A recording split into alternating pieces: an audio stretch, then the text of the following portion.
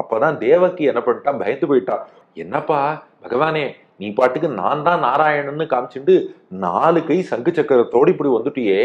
ஏற்கனவே கம்சன் 8வது குழந்தை எங்கே, நாராயணன் எங்கே, என்னை கொல்ல பிறந்தவன் எங்கே தேடிண்டே இருக்கான். நீ ஏதோ சாமானிய குழந்தையா 2 கையோட பிறந்திருந்தா கூட கம்சன்ட்ட ஏதாவது சொல்லி பார்க்கலாம். அதோ பாரு, குழந்தைக்கு 2 கை தான் இருக்கு, இது ஒண்ணு நாராயணன் கிடையாது, சங்கு சக்கரமே இல்ல பாரு, நாராயணன் இல்ல, ஏதாவது சொல்லி பார்க்கலாம். ஆனா கடைசியில நீயே எங்க அப்பா குதிர்க்குள்ள இல்லைங்கிற மாதிரி எல்லாத்தையும் இப்படி காமிச்சுண்டாப்பா வெளியில வருவா.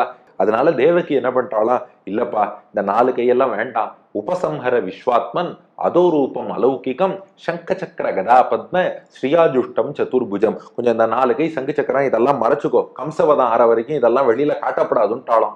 அதனால கண்ணபிரான் என்ன பண்ணா, அந்த எக்ஸ்ட்ரா 2 கையையும் சங்கு சக்கரத்தையும் உள்ளே இழுத்து மறைத்து கொண்டு விட்டான். அதனாலதான் 2 கை குழந்தையா இப்ப வந்திருக்கான். அப்புறம் நாம கேட்டோம் பெரியாழ்வார் யசோதேட்ட, சரிம்மா இதுவரை நீ சொன்னதெல்லாம் புரிஞ்சுடுத்து, தேவகி எக்ஸ்ட்ரா 2 கையை காட்டாதேன்னு சொன்னா, சங்கு சக்கரத்தை காட்டாதேன்னா மறைச்சுட்டான், எங்களுக்கு இதுக்கு அப்பப்ப காமிச்சுட்டே இருக்கான்னு கேட்டோம். அதுக்கு பெரியாழ்வார் யசோதை பதில் சொல்றா, அந்த யசோதைக்கு இந்த விஷயம் தெரியாது, அதனால அவ ஆசைப்படல. ஆனா நம்ம பெரியாழ்வார் யசோதை வருத்தப்பட்டாலாம், ஆசைப்பட்டாலாம். என்னத்த இருந்தாலும் இதே கிருஷ்ணனை 4 கையோட சேவிச்சா இன்னும் நன்னா தானே இருக்கும்.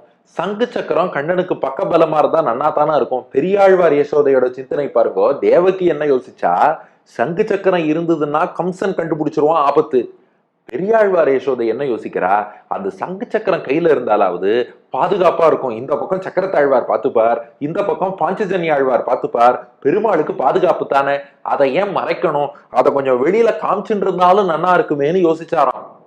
பகவான் எப்படிப்பட்டவன்னா, தன் பக்தர்கள் தன்னை எப்படி சேவிக்க ஆசைப்படுறாளோ அப்படி அவர்களுக்கு தரிசனம் கொடுப்பான். பெரியாழ்வார் யசோதை எப்பெல்லாம் பயப்படுறாளோ அப்பெல்லாம் மறைச்சு வச்சிருக்க 2 கையையும் சங்கு சக்கரத்தையும் மேல தூக்கி காட்டி, கவலைப்படாத, எனக்கு இன்னும் 2 கை இருக்கு, நான் பார்த்துப்பேன், கவலைப்படாத, சங்கு சக்கரங்கள் 2 பேரும் பக்கத்துல இருக்கா, அவ எனக்கு காவல் இருப்பான்னு பெரியாழ்வார் யசோதைக்கு மட்டும் செய்தலை நீல நிறத்து சிறுபிள்ளை என்ன பண்றானா, அப்பப்போ ஐயோ கிருஷ்ணா பயமா இருக்குடா ஆபத்து வருமோங்கும் போதெல்லாம் நெய்த்தலை நேமியும் சங்கும் நிலாவிய டக்குன்னு எக்ஸ்ட்ரா 2 கையை மேல தூக்கி காட்டுறானா.